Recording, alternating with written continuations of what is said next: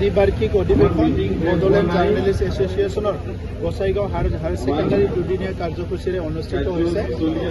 মই বড়োলেণ্ড জাৰ্নেলিষ্ট এছ'চিয়েশ্যনৰ লগত যিসকল জড়িত আছে আমাৰ বড়োলেণ্ডৰ সকলো সাংবাদিক দাদাসকল, ভাইসকল, বাইদেউসকল, বন্ধুসকল সকলোলৈ মই ৰঙালী বিহুৰ শুভেচ্ছা জনাইছোঁ। আৰু আমাৰ নৱপ্ৰজন্মৰ যিসকল সাংবাদিক আহি আছে আৰু ছিনিয়ৰ যিসকল আমাৰ জাৰ্নেলিষ্ট আছে, একেলগে আয়োজন কৰা এই সভাত মই বিশ্বাস কৰিছোঁ যে বহুখিনি শিকিব লগা, জানিব লগা কথাবিলাক আমাৰ নৌপুৰাণী সাংবাদিকসকলে শিকিবলৈ পাব। আৰু সমাজখন আগুৱাই নিয়াৰ ক্ষেত্ৰত, অঞ্চলটো আগুৱাই নিয়াৰ ক্ষেত্ৰত, দেশখন আগুৱাই নিয়াৰ ক্ষেত্ৰত আৰু আমাৰ অঞ্চলৰ ভাল বেয়া পৰিৱেশবিলাক ৰাইজৰ আগত দাঙি ধৰা বা চৰকাৰৰ ওচৰত দাঙি ধৰাত আপোনালোকে আৰু অধিক সফল হ'ব, মই সেইটো কামনা কৰিছোঁ। যোৱা বছৰ আমাৰ জাৰ্নেলিষ্ট এছ'চিয়েশ্যন আৰু বিটিআৰ চৰকাৰৰ লগত আলোচনা হোৱাতে কিছুমান বিষয়ৰ ওপৰত অলপ জোৰ দিয়া হৈছিলে।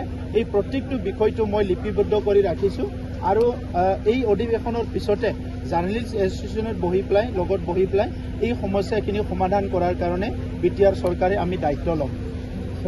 চিৰাং আৰু কোকৰাঝাৰ জিলাত ৰাষ্ট্ৰীয় ঘাইপথত 3খন টোলগেট আছে, গতিকে টোলগেট 3খনত সাংবাদিকৰ 3খন টোলগেটত সাংবাদিকৰ গাড়ীটো ফ্ৰী কৰিবলৈ কৈ দিম। আৰু লগতে গেষ্ট হাউচত যিটো কথা কোৱা হৈছিলে যে আধা মানে ফিজত তাতে থকা বা খোৱাটো কৰিব লাগে, এই দুটা কাম মই সোনকালে কৰি দিম। ঠিক আছে, থেংক ইউ।